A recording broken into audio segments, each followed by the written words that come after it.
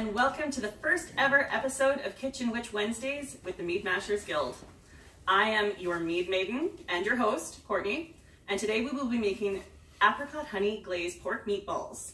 We will be using Mr. Pink by Fallen Timber in this recipe. Stay tuned.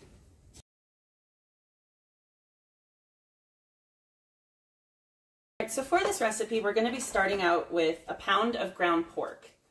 Typically, meatballs are usually made with a combination of pork and beef, or you just go with straight beef, but considering we're trying to use this in like an apricot, fruity-based honey mead, we, figured pork would work probably a lot easier.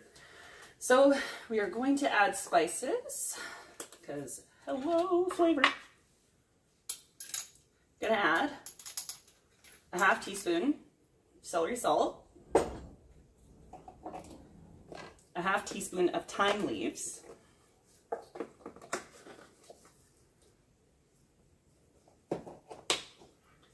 and a half teaspoon, and I know this looks wonky and I apologize, we just use this for our onion powder, and another half teaspoon. We're not going super crazy with the spices because we do want the flavors of the jelly and the mead to kind of shine through and not be overshadowed by the spices that we're adding.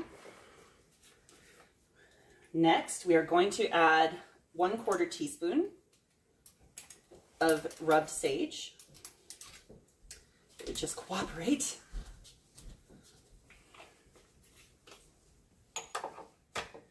And a very tiny, tiny, tiny amount.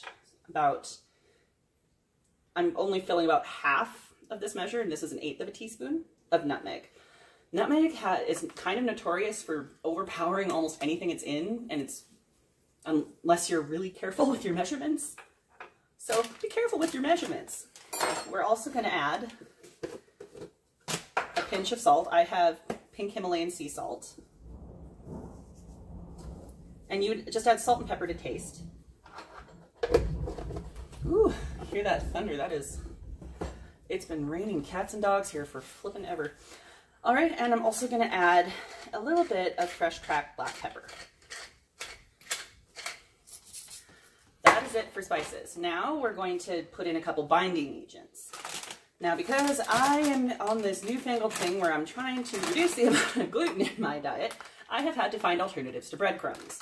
So for this, I am using Nutritional yeast. And trust me, it does not taste like yeast. It almost gives a sort of cheesy taste to whatever you're making. But this takes the place of breadcrumbs, and people don't have to worry about that pesky gluten. And 1 egg. Now my hands have been washed. My film crew were present for that whole part. So next you're going to mix it in. Now with any sort of meatball, you don't want to go too crazy with mixing everything in, because it does have a slight tendency to make the meat a little bit tougher, which, for a meatball, you want to be able to chew through it. So just kind of run your fingers through, mash it through until it's pretty evenly incorporated. Try to take a look through, make sure everything's mixed in. I am going to get my super wonderful helper, Brian, to put some olive oil into my pan and crank up the heat to about medium. Yep, it's that one. Press in. There you go. Everybody, thumbs up for Brian. Yay! That's good. All right, and we're going to let that oil heat up. So we'll be back in just a minute. So we've taken each of these, like the meat, made it into little tiny balls into about an inch, about 1.5 inches diameter. If you're having an issue keeping them consistent, I used a tablespoon measure, and it kept them pretty much all the same size, so that cooking is going to be consistent throughout the whole thing. So the pan is hot. It's got olive oil in there. We are going to start cooking. Ooh. Listen to that sizzle.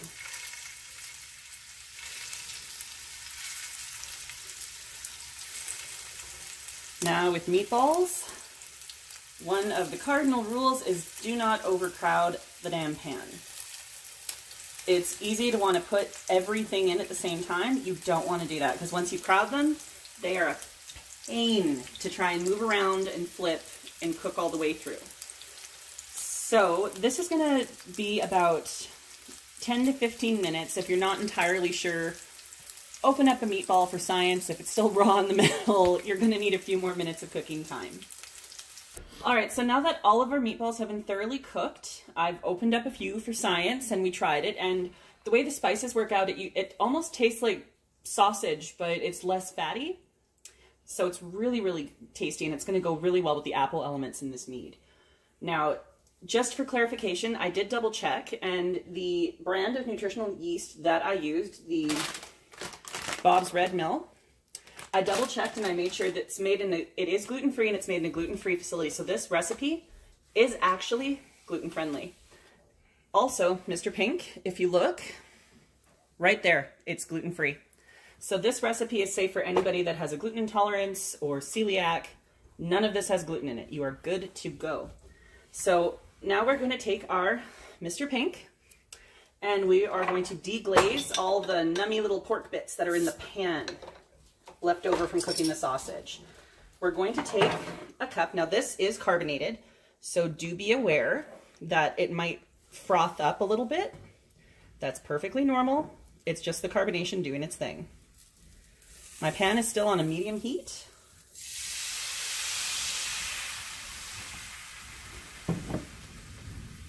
And now all the tasty goodness from the meatballs cooking, it's going to go into the sauce, and you're not losing out on that flavor. And I'm not going to try to be like Guy Fieri and, you know, take you to Flavortown, because honestly, that guy drives me a little batty. So, we're going to keep this on a medium heat, and we want this to reduce to about half of what it went into the pan as. So, just keep it on the medium heat and keep whisking, getting that steam to release. And once we're there, we will cut back and show you what else goes into this glaze. All right, so now this is reduced by about half. We're gonna add our other ingredients. Now now this is a homemade apricot jam that we got from a member of our family, but of course store-bought is just fine.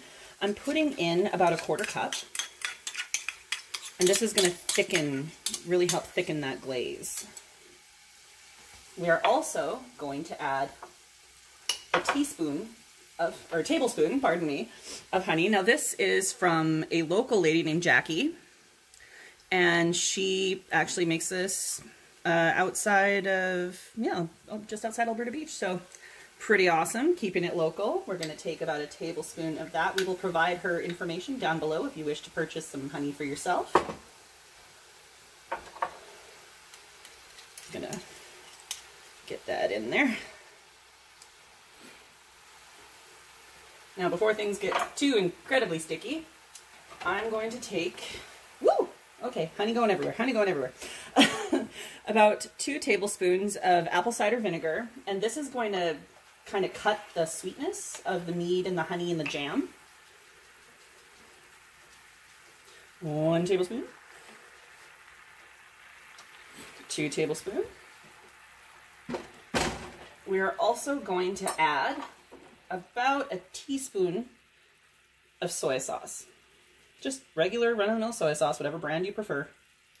This is Kikkoman, just whatever we have. So give it a whisk, and as you can still see, it's a little liquidy yet, and that's fine, because it's just going to reduce a bit more over the heat before we stir in our meatballs. Okay. All right, so now you can see it's reduced a little bit on the heat. It's got a really good thick consistency, but not so thick that it's going to basically turn into a very thick paste, which is what we do not want. So I turned off the heat. I'm going to keep whisking it a little bit. We don't need to really add salt because there's my handle. That's why we always have paper towel on the ready. All right, so we're going to add a little bit of fresh cracked black pepper as well, because I am a huge fan of black pepper. You can do this or not. It's totally up to you. Give this another quick whisk. And we are ready to put in our meatballs.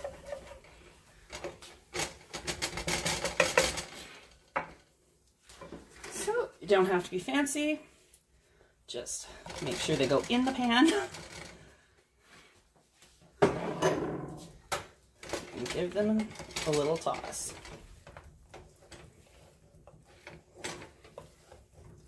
Doesn't that look amazing?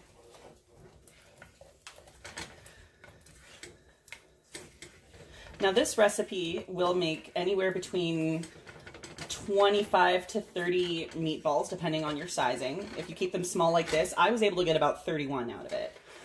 There are a couple missing because I also have 2 men in this house and a couple had to be sacrificed to science.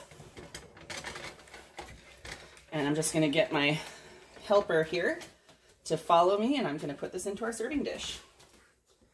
Got a little silicone spatula to get all that beautiful glaze so we don't lose anything.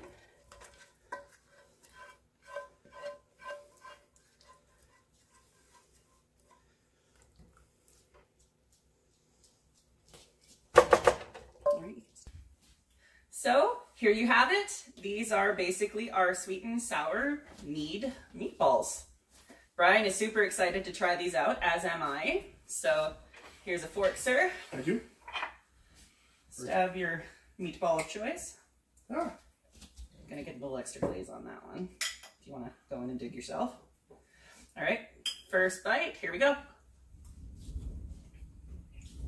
Oh God. Oh man. That's freaking awesome. Winning, so much winning. So, as you can tell from our first reaction, these are super good. They didn't dry out. And that glaze is something else. If you want another one, have another one. We got lots. Oh my God. So, hopefully you've enjoyed our first Kitchen Witch Wednesdays with the Mead Maidens, or as it stands right now, Mead Maiden, with the Mead Mashers Guild. And leave us a comment down below if you want to see more recipes or if you have any ideas that you'd like us to try out in the test kitchen. And we'll leave a link to the recipe below. Yes. As well. So you don't have to watch the video and write down. Mm-hmm. And we will be doing, or have done, yet if we're placing this video in the week, tasting of Mr. Pink. So make sure you stay tuned to that. And I'll make sure we leave a link in that as well in the description below. But thank you very much, Courtney. This is freaking great. You're welcome. And we'll see you next time. Bye. Peace.